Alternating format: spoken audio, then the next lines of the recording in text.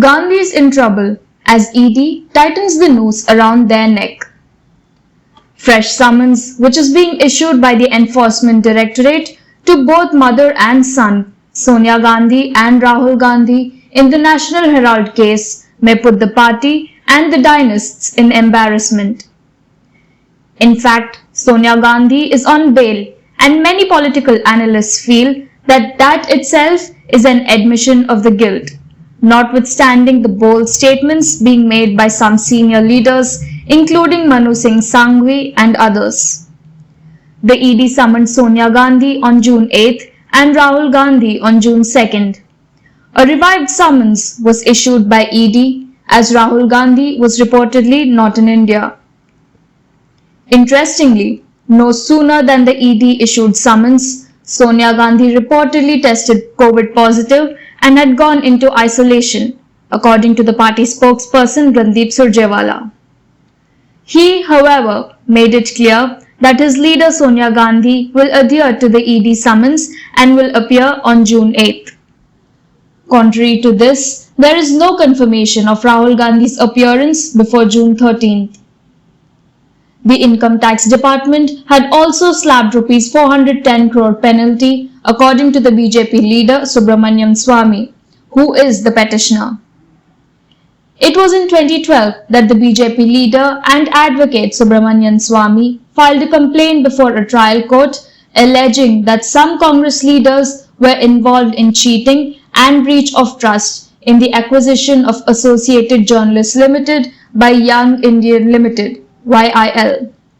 He alleged that the YIL had taken over the assets of the National Herald in a malicious way. The National Herald was a newspaper founded by Jawaharlal Nehru along with other freedom fighters in 1938. It was meant to voice the concern of the Liberal Brigade in the Indian National Congress. Published by Associated Journalists Limited, AJL, this newspaper became a mouthpiece of the Congress Party after independence. AJL also published two other newspapers, one each in Hindi and Urdu. In 2008, the paper closed down with a debt of over Rs 90 crore. Associated Journalists Limited, that is the AJL, was the brainchild of Jawaharlal Nehru. In 1937, Nehru started the firm with 5,000 other freedom fighters as its shareholders.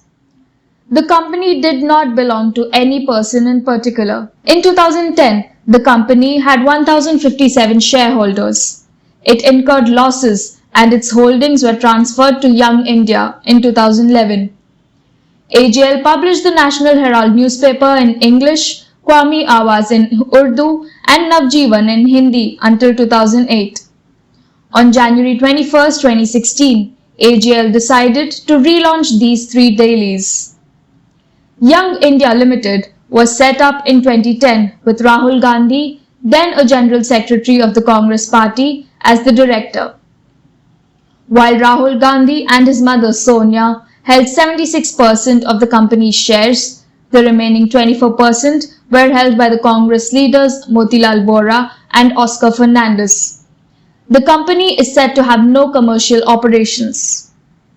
Many shareholders, including former Law Minister Shanti Bhushan and former Chief Justice of Allahabad and Madras High Courts Markande Kadju, alleged that they were not served any notice when YIL took over AJL and that the shares held by their fathers were transferred to AJL in 2010 without their consent.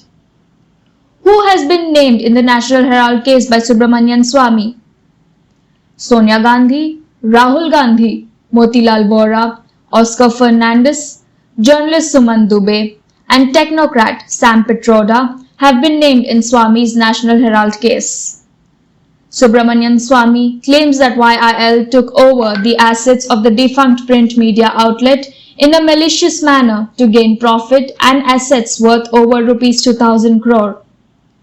Swamy alleged that the YIL had paid just Rs 50 lakhs to obtain the rights to recover 90.25 crore rupees, which AJL owed the Congress Party. It was given the amount earlier as a loan to start the newspaper. He also alleged that the loan given to the AJL was illegal as it had been taken from the party's funds. In 2014, the Enforcement Directorate initiated a probe to see if there was any money laundering in the case.